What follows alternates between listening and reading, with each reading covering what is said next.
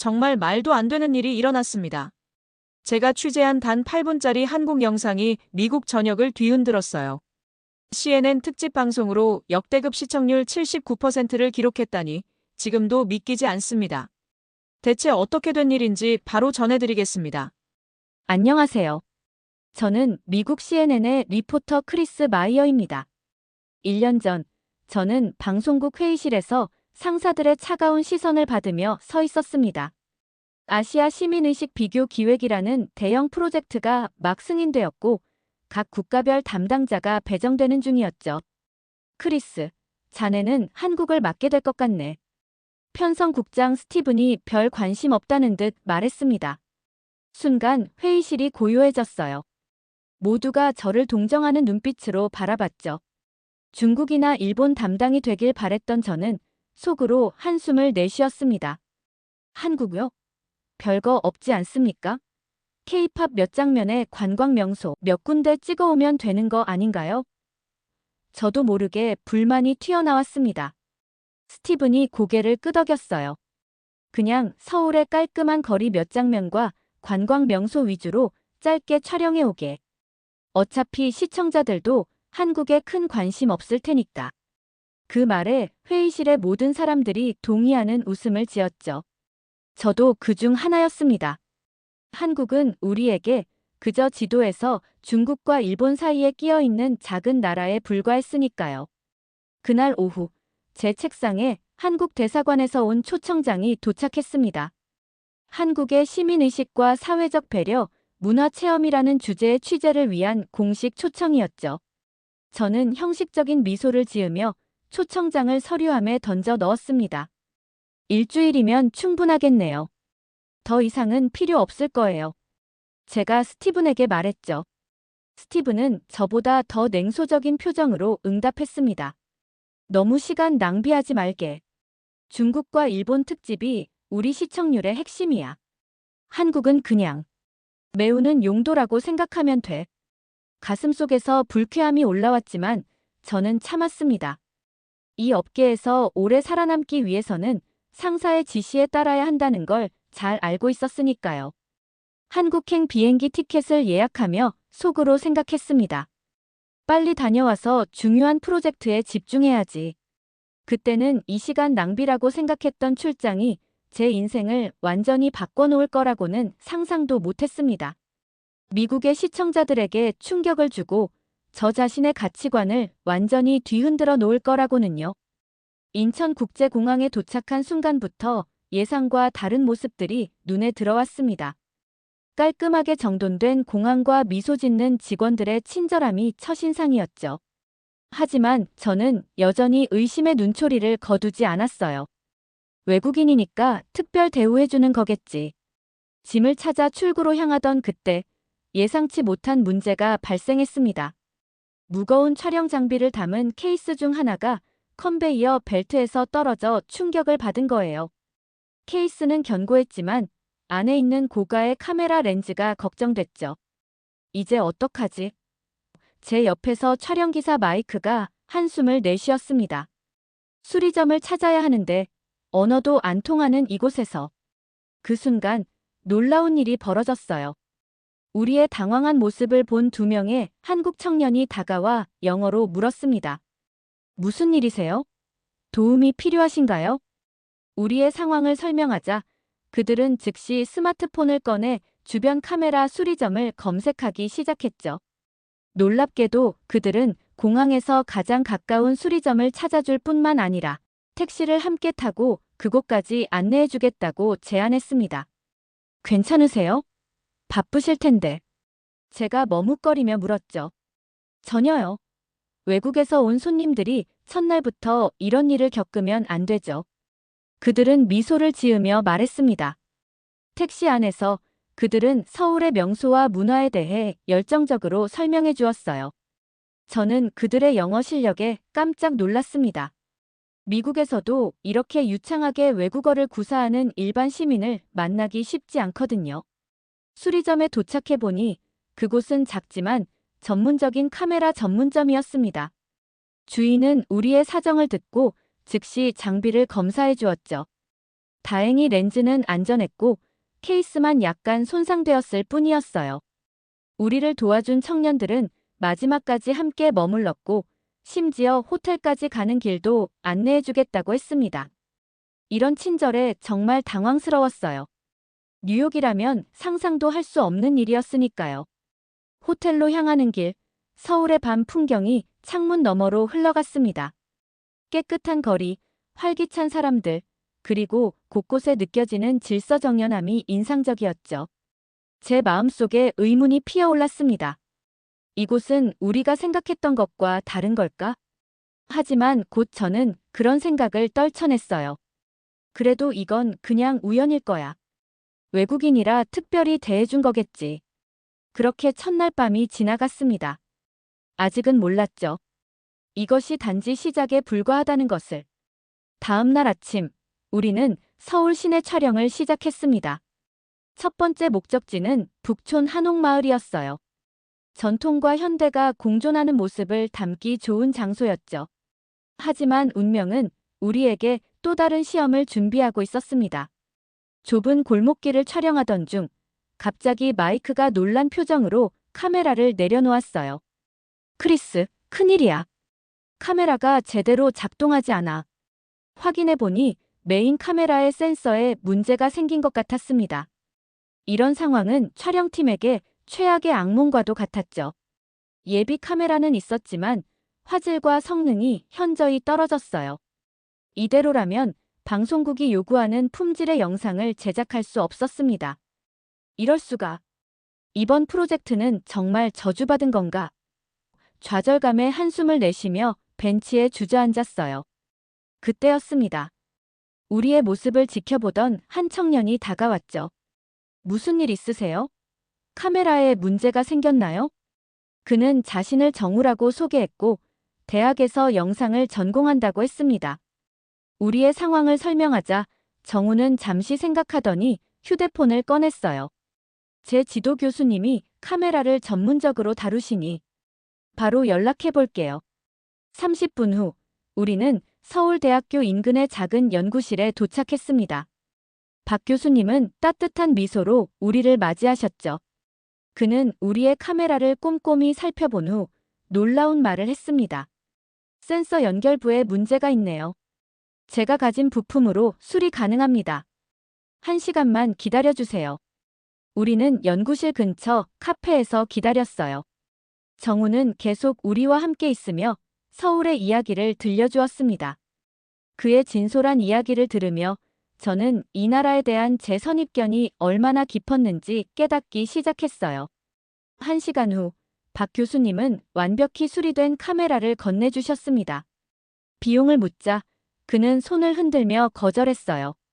외국에서 오신 손님들에게 좋은 인상을 남기고 싶습니다. 그냥 한국에 대한 아름다운 영상을 만들어주세요. 정우도 오후 일정을 취소하고 우리의 가이드가 되어주겠다고 자원했습니다. 그의 도움으로 우리는 관광객들이 잘 모르는 서울의 숨겨진 명소들을 발견할 수 있었죠. 그날 저녁 호텔로 돌아오는 길에 저는 깊은 생각에 잠겼습니다. 이틀 연속 경험한 한국인들의 놀라운 친절과 도움은 단순한 우연으로 치부하기엔 너무 일관적이었어요. 하지만 여전히 제 마음 한구석에는 의심이 남아 있었습니다. 이건 그냥 특별한 케이스일 뿐이야. 미국에서도 친절한 사람들은 있잖아. 그렇게 스스로를 설득하며 잠자리에 들었지만 이미 제 내면에서는 무언가가 조금씩 변화하고 있었습니다. 그날 밤 잠자리에 들며 불현듯 과거의 기억이 떠올랐습니다. 5년 전 저는 시청률에 목숨을 건 철없는 리포터였어요. 충격, 놀라움, 경악 같은 자극적인 제목으로 시청자의 관심을 끌기 위해 어떤 수단도 마다하지 않았죠. 특히 기억에 남는 건 멕시코 국경 마을 취재였습니다.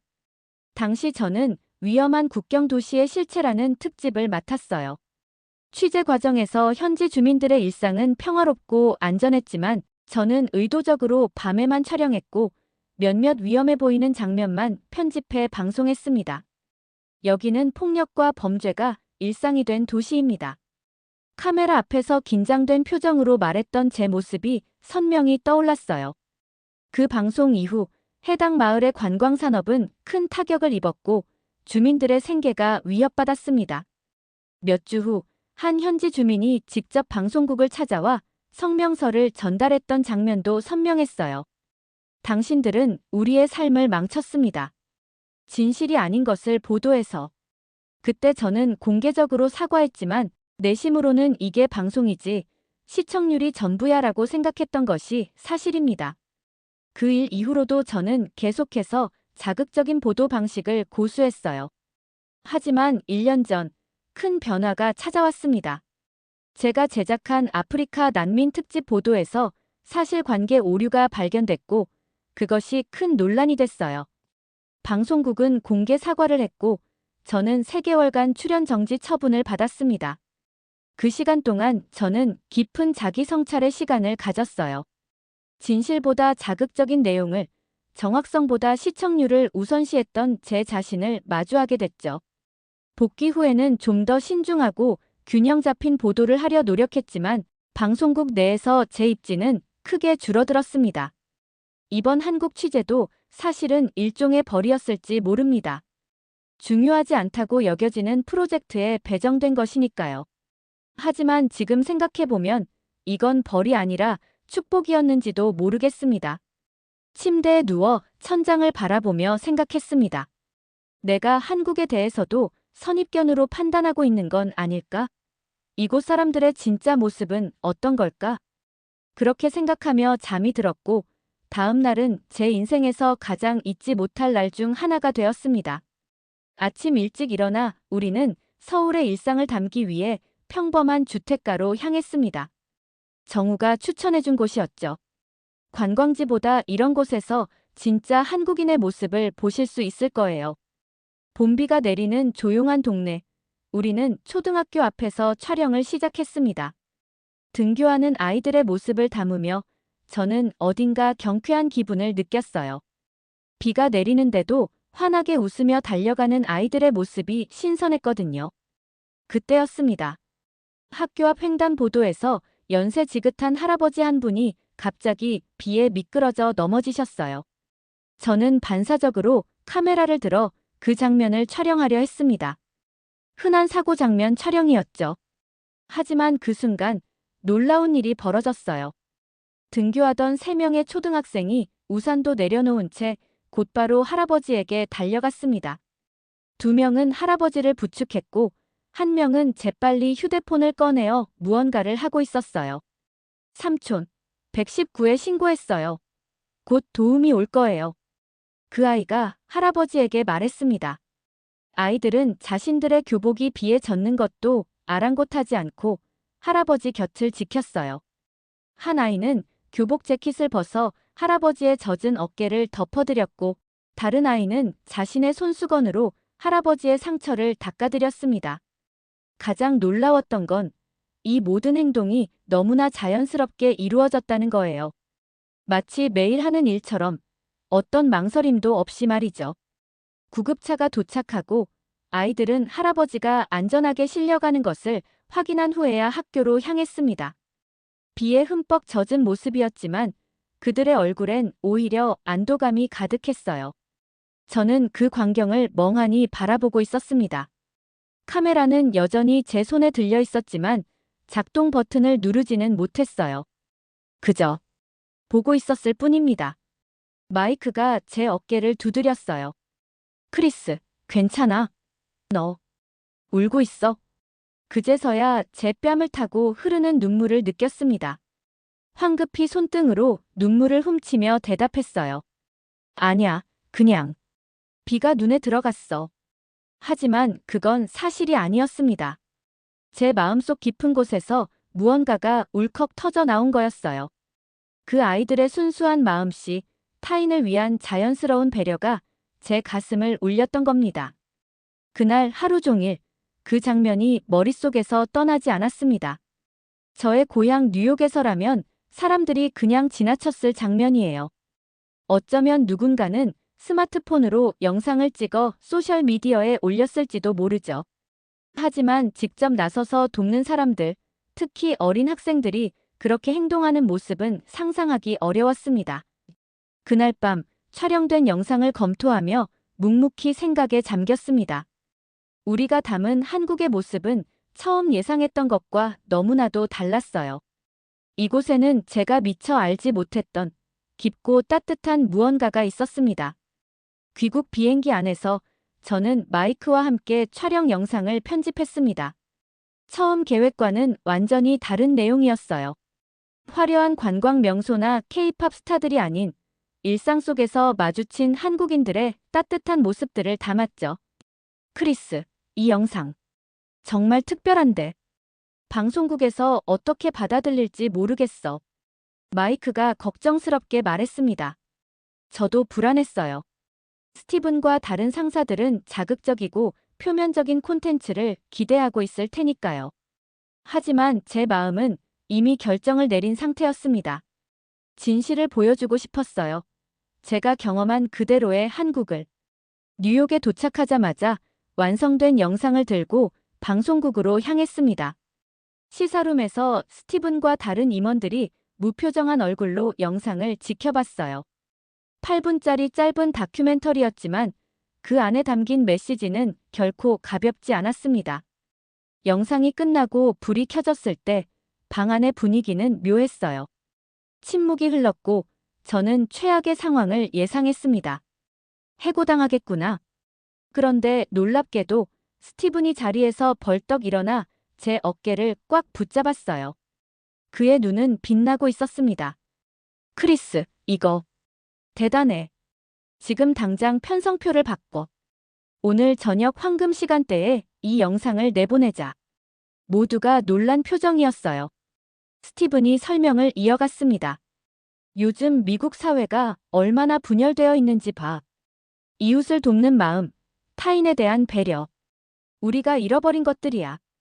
이 영상은 우리에게 필요한 메시지를 담고 있어. 그렇게 작은 나라, 큰 마음 한국의 일상이라는 제목으로 저희 영상이 방송되었습니다. 예상치 못한 반응이 쏟아졌어요. 시청률은 급상승했고 소셜미디어에서는 한국에 대한 관심이 폭발적으로 증가했습니다. 한국 사람들의 시민의식이 왜 이렇게 높을까? 우리도 배워야 할 점이 많다. 아이들의 행동이 감동적이다. 온라인에서는 이런 반응들이 넘쳐났어요. 많은 시청자들이 한국 문화와 사회에 대해 더 알고 싶어 했고, 방송국으로는 후속편을 요청하는 문의가 쇄도했습니다. 일주일 후, 스티븐이 저를 사무실로 불렀어요.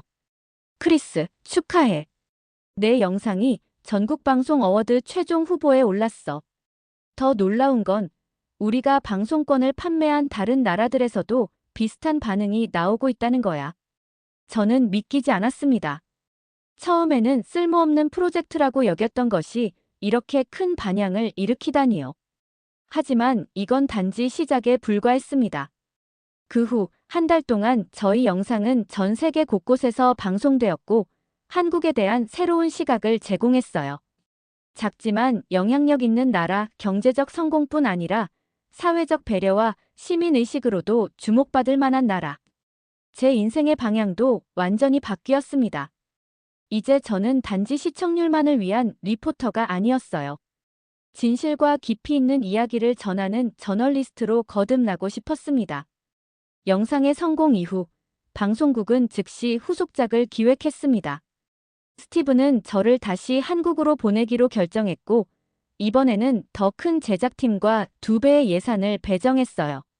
더 깊이 파고들어가. 이 현상의 근원을 찾아내. 두 번째 한국 방문.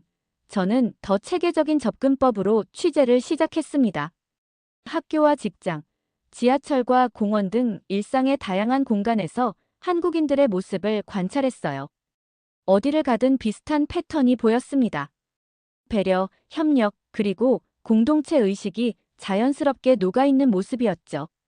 특히 인상적이었던 건 서울의 한 주택가에서 벌어진 화재 현장이었어요. 소방차가 도착하기도 전에 주민들이 자발적으로 인간 사슬을 만들어 물을 나르고 노약자들을 대피시키는 모습을 목격했습니다. 질서 속에서 이루어지는 협력, 그 어떤 지시나 명령 없이도 완벽하게 조직된 시민들의 행동이 놀라웠어요. 왜 이렇게 하시나요? 한 주민에게 물었더니 그분은 당연하다는 듯 대답했습니다. 우리는 이웃이니까요. 함께 살아가는 사람들이잖아요. 그 단순한 대답이 제 가슴을 울렸습니다. 미국에서는 너무 많은 사람들이 나만을 중심으로 세상을 바라보는데 이곳에서는 우리라는 개념이 자연스럽게 존재했어요. 취재 중 알게 된 박 교수님을 인터뷰했습니다. 그분은 한국 사회의 이런 특성이 역사적 배경에서 비롯되었다고 설명해 주셨어요. 오랜 세월 외세의 침략과 어려움을 견뎌오며 서로 도우며 살아야 한다는 의식이 문화에 깊이 새겨졌습니다. 2달간의 취재를 마치고 뉴욕으로 돌아갈 날, 저는 공항으로 향하는 택시 안에서 깊은 생각에 잠겼습니다. 창밖으로 흘러가는 서울의 풍경이 어느새 친숙하게 느껴졌어요. 불현듯 가슴 한구석이 무거워졌습니다. 떠나기 싫다는 마음이 들었어요. 공항에 도착해 체크인을 하려던 순간 휴대폰이 울렸습니다. 스티븐이었어요. 크리스, 잘 들어. 내 2번째 다큐멘터리도 대박이야. 시청자들이 더 많은 한국 이야기를 원해. 우리가 한국 특파원 자리를 새로 만들기로 했어. 관심 있어? 그 말을 듣는 순간 제 마음속에서 무언가가 확 풀리는 느낌이 들었습니다. 마치 운명이 저를 향해 손짓하는 것 같았어요. 네, 관심 있습니다. 아주 많이요. 체크인 카운터를 떠나 밖으로 나왔습니다. 서울의 하늘은 맑고 푸르렀어요. 처음 이곳에 왔을 때와는 완전히 다른 감정이 가슴에 차올랐습니다. 이제 이곳은 단지 취재지가 아니라 제 삶의 일부가 되어 있었어요. 호텔로 돌아와 짐을 다시 풀면서 생각했습니다. 뉴욕에서의 내 삶은 어땠지? 경쟁, 성공, 인정. 그것들을 위해 얼마나 많은 것을 희생했을까? 한국에서 보낸 시간은 제게 다른 삶의 방식이 있다는 것을 보여주었습니다. 빠르게 달리기보다 함께 걷는 삶, 개인의 성공보다 공동체의 행복을 중시하는 삶이요. 창문 너머로 서울의 밤 풍경을 바라보며 미소 지었습니다. 이곳에서 제가 배울 것이 아직 너무나 많았어요. 그리고 이 나라의 따뜻한 진실을 세계에 전하고 싶었습니다. 그래서 저는 서울에 남기로 했습니다. 제 인생에서 가장 옳은 결정이었다고 지금도 확신합니다. 서울 특파원으로 일한 지 어느덧 1년이 지났습니다. 그동안 저는 한국의 다양한 면모를 세계에 알리는 다큐멘터리 시리즈를 제작해왔어요. 한국의 일상력이란 제목의 이 시리즈는 미국뿐 아니라 전 세계적으로 큰 인기를 얻었습니다. 특히 저를 감동시킨 것은 세대를 넘어 이어지는 한국인의 배려 문화였어요. 한 촬영에서 만난 100세 할머니는 일제강점기와 한국전쟁을 겪으면서도 이웃을 돕는 마음을 잃지 않으셨고, 중학생 자원봉사자들은 그 할머니에게서 같은 마음을 배우고 있었습니다. 마치 보이지 않는 끈으로 연결된 세대 간의 가치 전달이 놀라웠어요. 물론 한국 사회에도 문제와 갈등이 존재합니다. 빠른 경제 성장 과정에서 생긴 부작용들, 세대 간 갈등, 경쟁적인 교육 환경 등은 분명한 도전 과제죠. 하지만 제가 주목한 건 그런 문제들 속에서도 공동체를 향한 배려의 마음이 여전히 살아 숨쉬고 있다는 점이었습니다. 어느 날 촬영 중 우연히 발견한 작은 동네 축제에서 특별한 경험을 했어요. 주민들이 음식을 나누고 아이들은 놀이를 함께하고 청년들은 어르신들을 섬기는 모습이 자연스럽게 펼쳐졌습니다. 제가 카메라를 들고 있자 한 할아버지가 다가오셨어요. 외국에서 오셨군요. 우리 동네 축제가 뭐가 그리 특별해 보이나요? 저는 솔직하게 대답했습니다. 이런 공동체 문화가 점점 사라지고 있는 세상에서 여기서 보는 광경은 정말 특별합니다. 할아버지는 잠시 생각하시더니 미소 지으셨어요. 우리나라가 경제적으로는 아직 부족한 점이 많지만 마음만큼은 부자라고 생각합니다. 힘들 때 서로 돕는 것, 그게 우리를 지금까지 오게 한 힘이니까요. 그 말씀이 제 가슴에 깊이 박혔습니다. 마음의 부자. 정확히 제가 한국에서 발견한 것을 표현한 말이었어요. 지난 1년간의 취재를 바탕으로 저는 특별한 프로젝트를 기획했습니다. 작은 나라, 큰 마음이라는 제목의 1시간짜리 다큐멘터리였어요. 한국의 경제적 성공 이면에 숨겨진 진짜 힘, 사람과 사람 사이의 연결과 배려의 문화를 담았습니다. 방송 당일, 저는 긴장된 마음으로 스튜디오에 앉아 있었어요. 이 다큐멘터리는 제 경력에서 가장 중요한 작품이었으니까요. 시작 전 스티븐에게서 문자가 왔습니다. 크리스, 축하해. 이미 주요 언론들의 관심이 뜨겁다. 내가 발견한 한국의 진짜 모습이 세계에 알려지는 순간이야. 다큐멘터리가 방송되고 나서 예상을 훨씬 뛰어넘는 반응이 쏟아졌습니다. 시청률 79%라는 CNN 역사상 최고 기록을 세웠고 전 세계 주요 언론에서 후속 보도가 이어졌어요. 많은 시청자들이 한국의 시민의식을 배워야 한다며 감동의 메시지를 보내왔습니다. 가장 감격스러웠던 건 한국 시청자들의 반응이었어요. 처음에는 외국인이 우리를 어떻게 보도할까 하는 의구심이 있었지만 방송 후에는 수많은 감사 메시지가 쏟아졌습니다. 우리의 일상이 이렇게 아름답게 보일 수 있다니 당연하게 여겼던 것들이 실은 소중한 가치였다는 걸 깨달았다는 반응들이었죠. 오늘 서울의 한 카페에 앉아 이 글을 쓰고 있습니다. 창밖으로는 봄비가 내리고 사람들이 우산을 나눠 쓰며 지나가는 모습이 보여요. 그저 일상적인 장면이지만 제게는 한국의 모든 것을 담고 있는 풍경입니다. 처음 이곳에 왔을 때 저는 한국을 작고 의미 없는 시장이라고 생각했습니다. 얼마나 무지했는지요. 이제 저는 알고 있어요. 한국은 경제 규모나 영토의 크기로 측정할 수 없는 나라라는 것을. 이곳의 진짜 위대함은 사람들의 마음속에 있었습니다. 미국에서도 세계 어디서든 우리가 배울 수 있는 가치가 여기 있습니다. 빠르게 변화하는 현대 사회에서 잊혀가는, 하지만 가장 소중한 가치를요. 이것이 제가 처음 계획했던 시간 낭비가 어떻게 제 인생의 가장 소중한 여정이 되었는지의 이야기입니다. 때로는 가장 작은 곳에서 가장 큰 교훈을 얻는 법이니까요. 지금까지 시청해주신 여러분, 진심으로 감사합니다. 작은 나라라고 생각했던 그곳에서 저는 가장 큰 마음을 배웠습니다. 우리가 놓치고 살았던 것들, 너무나 당연해서 보이지 않았던 따뜻함이 이곳엔 있었습니다. 여러분은 언제 그런 따뜻함을 느끼셨나요? 댓글로 여러분의 이야기를 들려주세요. 함께 나눈다면 그 마음은 더 멀리 퍼질 테니까요. 이 영상이 마음에 닿았다면 좋아요와 구독으로 저에게 힘을 주세요. 다음 이야기에서도 진심을 전하겠습니다. 감사합니다.